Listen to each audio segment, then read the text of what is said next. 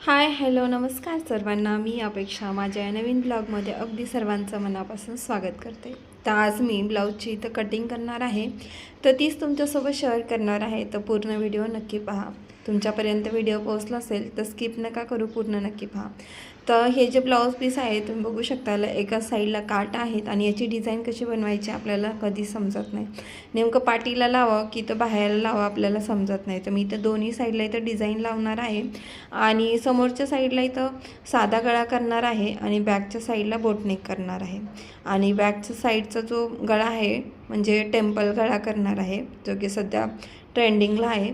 तर तुम्ही बघू शकता कटिंगसाठी इथं मी माप टाकायला घेतला आहे. डबल फोल्ड केला आहे कपडा. 16 इंच इथं उंची आहे.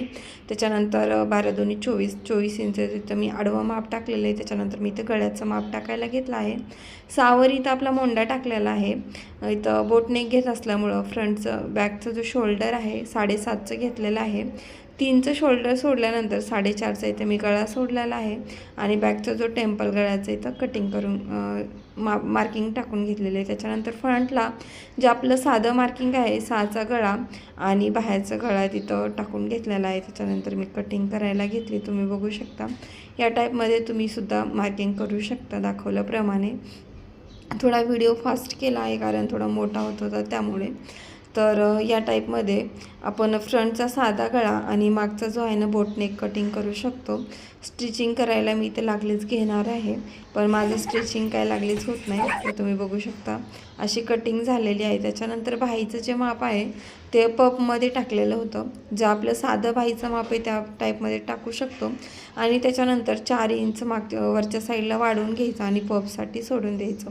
आता बाह्या काढल्यानंतर इथं थोडंसं इथं कपडा उरला होता जो की काटाचा होता आणि तोच मी इथं टेम्पल गळ्याला ॲड करणार होतं. आता आमची चिमणी घरी असते आणि सारखं मला परेशान करत असते आणि हिला सांभाळायला पण कुणी नसल्यामुळे माझं कोणचंच काम वेळेवर होत नाही. तर हिला बघत बघत आता किती वेळ लागणार होता मला पण माहीत नाही.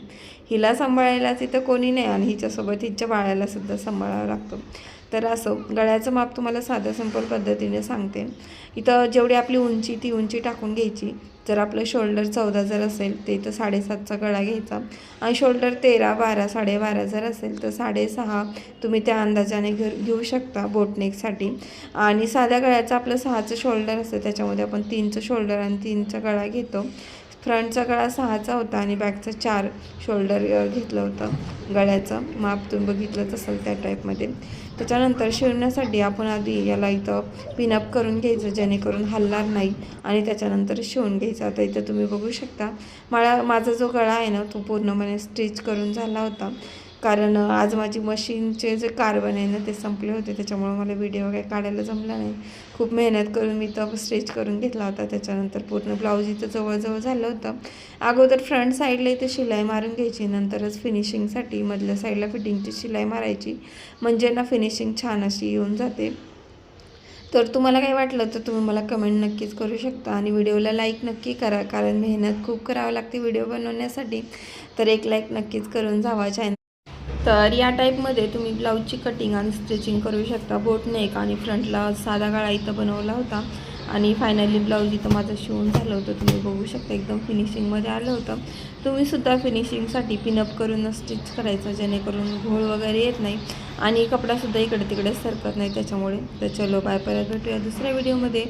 नवीन असाल तर चॅनलला सबस्क्राईब नक्की करा, व्हिडिओला लाईक करा, कमेंट करा. बाय, परत भेटूया दुसऱ्या व्हिडिओमध्ये.